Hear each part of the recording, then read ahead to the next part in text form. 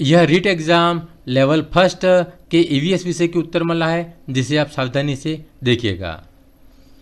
प्रश्न number first, लिग्वा phone का उपयोग किया जाता है तो दृश्य सामग्री के रूप में, गलत है। श्रव्य सामग्री के रूप में, यह राइट है। ऊपर के दोनों जब यह सही है तो नीचे वाले दोनों ही गलत हैं। अब लिग्वा फोन क्या काम आता है? लिग्वा फोन भाषा संबंधी जो उच्चारण होता है उसे सही करने के लिए लिग्वा फोन का उपयोग किया जाता है, जो कि श्रव्य सामग्री अर्थात सुनने के लिए काम आता है। मानव आवास हो सकते हैं लंबवत हो सकते हैं, सही है। समांतर भी हो सकते हैं, यह भी सही है। वर्गाकार भी हो सकते हैं, यह भी सही है।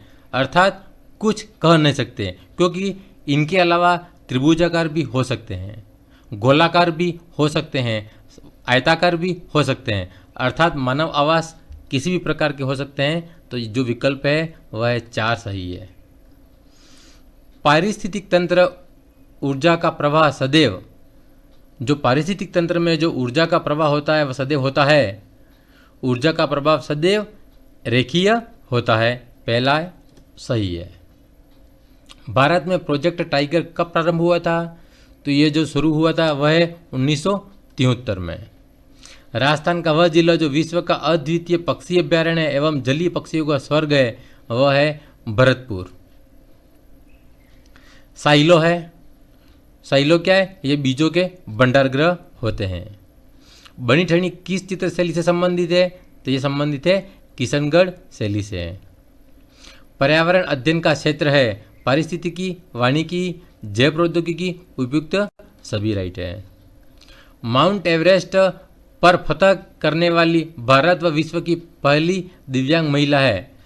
जो माउंट एवरेस्ट पर चढ़ने वाली पहली भारत व विश्व की पहली दिव्यांग अर्थात जो विकलांग, वो कौन है? अरुणिमा सिन्हा। सीसीई में कुल कितने प्रतिशत ऐसे का होता है? तो वह होता है 60%, क्योंकि सीसीई 2 पार्ट में है, एक तो एफए और एसए। एफए 40% है और एसए 60% है। तो एसए 4 होंगे, एसए तो 2 होंगे 30-30 के, और एफए 4 होते हैं 10-10 के। तो जो ऐसे है वह है 60%, अर्थात सुमेटिव असेसमेंट।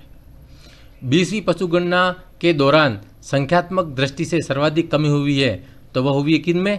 भेड़ों में कमी हुई है। निम्नलिखित में से कौन सा युग्म सही सुमेलित नहीं है? तो यहाँ पर जो सही है वह है रूड़ा, क्योंकि राज्य में शहरी नहीं है, यह ग्रामीण क्षेत्र से जुड़ा हुआ है, रूरल। सेवन घास का वैज्ञानिक नाम है, तो इसका सही नाम है वह है लैशियुरुस सिंडिकुलस। जर्मनी द्वारा पोषित अपनी योजना राजस्थान के कौन से जिलों में चल रही है? तो वह है चूरू और हनुमानगढ़ में। NH 311 राजस्थान के किस जिले में है? तो वह है झुंझुनू। निम्नलिखित में से कौन सा राजस्थान में मरुस्थलीकरण का कारण नहीं है, अर्थात मरुस्थल के बढ़ने के कारण नहीं है? वह है वनोन्मूलन, पेड़ नष्ट करना तो है, अतिचारण अर्थात पशुओं की अत्यधिक चराई करना भी है, जनसंख्या दबाव भी है, सौर ऊर्जा का उत्पादन नहीं है। निम्नलिखित में से कौन सी एक पोतग्रह गैस अर्थात हरित ग्रह गैस नहीं है? तो वह है SO2 सल्फर डाइऑक्साइड। ओजोन परत की मोटाई नापने की इकाई है, तो वह है डॉप्सन। निम्न में से कौन सा ऊर्जा का स्रोत कभी पर्यावरणीय प्रदूषण नहीं करता है? तो वह है सौर ऊर्जा। वायरस जनित संक्रामक रोग है, तो यहाँ पर है खसरा। एक अभाव रोग है अर्थात डिफिशियंसी रोग है, वह है क्वाशियाकर रोग, मेरेस्मस रोग, हीमोफीलिया और कैंसर। तो यहाँ पर जो रोग हैं वह है क्वाशियाकर रोग और मेरेस्मस रोग, जो कि प्रोटीन के कमी से होते हैं। तो ये पहला और दूसरा सही है। भारत पोलियो से मुक्त हुआ था, तो कब हुआ था भारत पोलियो से मुक्त? वर्ष 2014 में। फैक्स का आविष्कार किसने किया है? अलेक्जेंडर बेन महोदय ने। एकल परिवार के लक्षण हैं पति पत्नी व उनके अविवाहित बच्चे। सिगरेट एवं अन्य तंबाकू उत्पाद प्रतिषेध अधिनियम कब पारित किया गया था? तो वह था 2003 में। निम्नलिखित में से कौन सा अधिकार उपभोक्ता संरक्षण में नहीं आता है? सुनवाई का अधिकार आता है, खरीद का अधिकार नहीं आता है, बाकी शिकायत का अधिकार भी आता है और क्षतिपूर्ति का अधिकार भी आता है। ओलंपस मॉन्स किस ग्रह पर है जो हमारे सौर परिवार में सबसे ऊंचा शिखर है? तो वह है मंगल ग्रह। यह एक तरह का ज्वालामुखी है। भारत के पहले अंतरिक्ष यात्री कौन थे? तो वह था राकेश शर्मा। भारत में पहली वायुसेना कब शुरू हुई थी? तो हुई थी 1911 में।